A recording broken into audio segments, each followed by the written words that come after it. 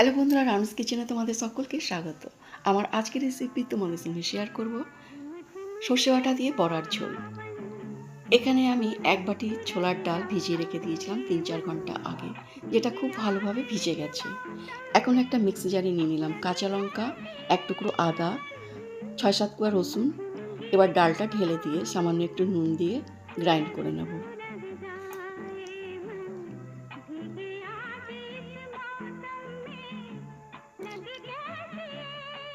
ডালটা গ্রাইন্ড হয়ে গেছে। এখন গ্যাসের উপর একটি কড়াই চাপিয়ে দিয়েছি। এখান থেকে নিয়ে ছোট ছোট বড়া বানিয়ে নেব। এবার একটা মশলা তৈরি করে নেব। এখানে নিয়ে নিয়েছি ধনে, রসুন, 10-12 কোয়া রসুন, 2 চামচের মতন সর্ষে, গোলমরিচ, গোটা শুকনো লঙ্কা। মশলাটাকে বেটে নিয়েছি। এখন গ্যাসের উপর একটি কড়াই চাপিয়ে দিলাম। কড়াইয়ে আমি সর্ষের তেল গরম করতে দিয়ে দিলাম। তেলটা গরম হয়ে গেলে দিয়ে দেবো ফোড়নে কালো জিরে, তেজপাতা, শুকনো লঙ্কা। এবার দিয়ে দেবো এখানে বেটে রাখা মশলা। 1/2 চামচের মতন লাল লঙ্কার গুঁড়ো দিয়ে ভালো করে নাড়াচাড়া করে নেব।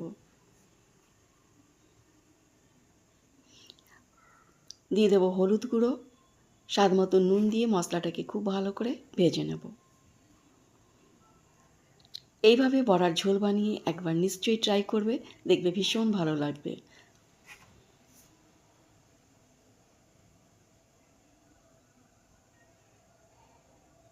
এখানে ছোলার ডালই নয়, মুসুরির ডাল দিয়েও বানাতে পারো। এখানে আমি দিয়ে দিলাম কাঁচা লঙ্কা, টমেটো। এবার মশলাটাকে খুব ভালো করে কষিয়ে নিয়ে দিয়ে দেবো জল। ঝোলের জন্য এখানে পরিমাণ মতন জলটা দিয়ে দেবো।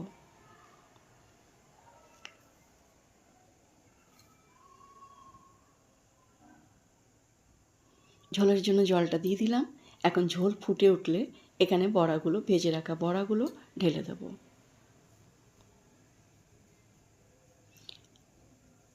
বড়াগুলো দিয়ে 10 মিনিট পর আমি ভালো করে ফুটিয়ে নেব।